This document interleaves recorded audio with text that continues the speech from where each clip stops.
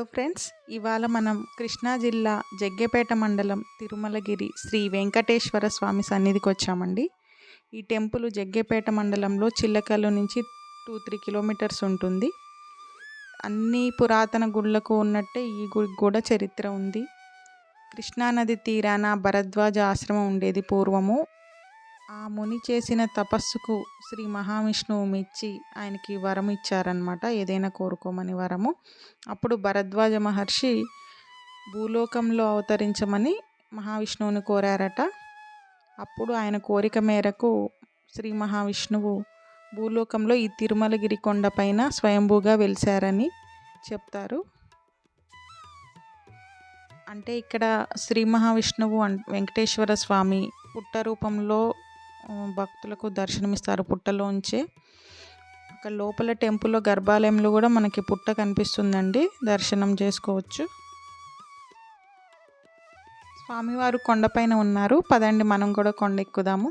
చూసారా మెట్లు అన్ని బొట్లతో ఎలా నిండిపోయి ఉన్నాయో, నామాలు. అంటే ఇక్కడ మొక్కులు తీరిన వాళ్ళందరూ వచ్చి పసుపు కుంకుమలతోటి దేవుడికి ఇలా పెడతారనమాట, మెట్ల బొట్లు. అంతేకాకుండా ఇక్కడ పెళ్ళైన వారు కూడా కొత్త పెళ్లి కూతురు పెళ్లి కొడుకు ఉంటారు కదండి, కొత్తగా పెళ్ళైన వారు పెళ్ళైన వెంటనే తెల్లారో తీసుకొచ్చి ఇలా మెట్ల పూజ చేపిస్తారు.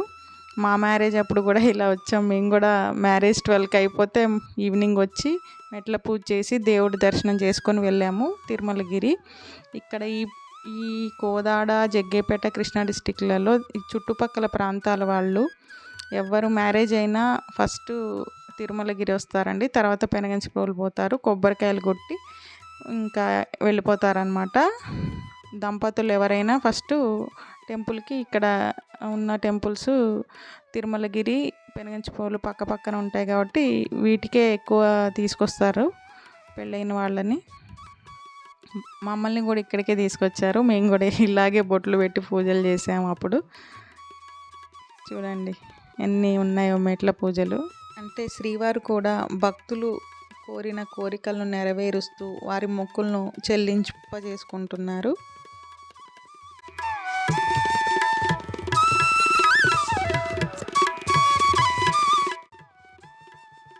స్వామివారితో పాటు ఆదిశేషువు కూడా కొండపైన ఉంటుందని భక్తుల నమ్మకం అండి. అందుకే సూర్యాస్తమయం తర్వాత దేవాలయం మూసివేస్తారు, మళ్ళీ సూర్యోదయం తర్వాత తెరుస్తారు. ఎందుకంటే ఆదిశేషువు స్వామివారి సేవలో నిమగ్నమై ఉంటుందని భక్తుల నమ్మకం. అందుకే గుడి తలుపులు సాయంత్రం తర్వాత వెంటనే మూసేస్తారు. ఇంకా స్వామివారి దర్శనం లభించదు సాయంత్రం తర్వాత. మళ్ళీ మార్నింగ్ 6కే ఓపెన్ చేస్తారనమాట. స్వామివారు కొండ మీద అవతరించినప్పుడు తన ఎడమకాలు పెట్టినప్పుడు అప్పుడు పాదం పెట్టగానే గంగమ్మ ఉబికి వచ్చినట్టు చెప్తారు. అందుకే కోనేరు కూడా శ్రీవారి పాదమాకారంలో ఉంటుందండి. చూడొచ్చు మీరు, చూడండి పాదమాకారంలో ఉంటుంది ఇక్కడ పుష్కరిణి కూడా. అందుకే గుడి వద్ద కూడా మొదట శ్రీవారి పాదాలనే పూజిస్తారండి భక్తులు. శ్రీవారి పాదాలు ఉంటాయి, మొదట శ్రీవారి పాదాలకు పూజలు చేశాకే గుళ్ళోకి వెళ్ళొచ్చు.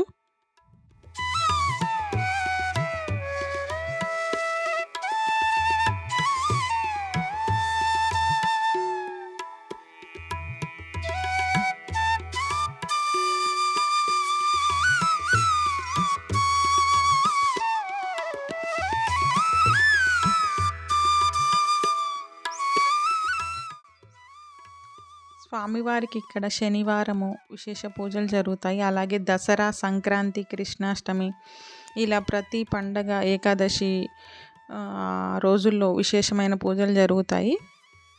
ఈ క్షేత్రానికి మల్లేశ్వర స్వామి క్షేత్రపాలకుడండి. మల్లేశ్వర స్వామి కూడా ఇంకా కొండపైన ఉంటాడు పైన, అక్కడికి కూడా వెళ్దాం మనము. వరాహమూర్తి కూడా ఈ గుడిలో పూజలు అందుకుంటుంటాడు, మీరు చూడొచ్చు.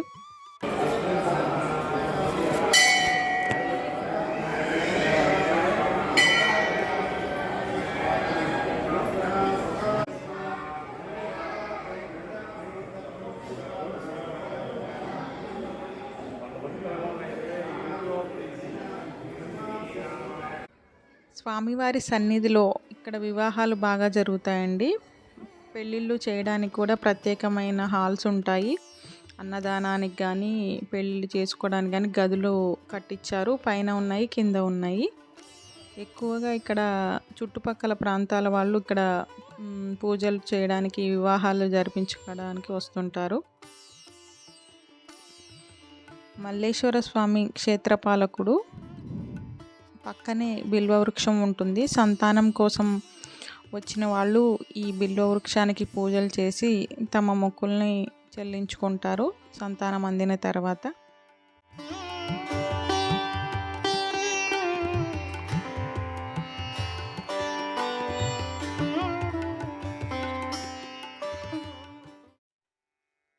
చాలా బాగుంది కదండి వెంకటేశ్వర స్వామి సన్నిధి. మళ్ళీ మీకోసం చెప్తున్నాను అడ్రస్. కృష్ణా జిల్లా జగ్గేపేట మండలం, చిల్లకల్లు నుంచి 3 కిలోమీటర్స్ ఉంటుందండి తిరుమలగిరి. ఇటువైపు వచ్చినప్పుడు కంపల్సరిగా దర్శనం చేసుకొని వెళ్ళండి వెంకటేశ్వర స్వామిని. ఉంటా మరి.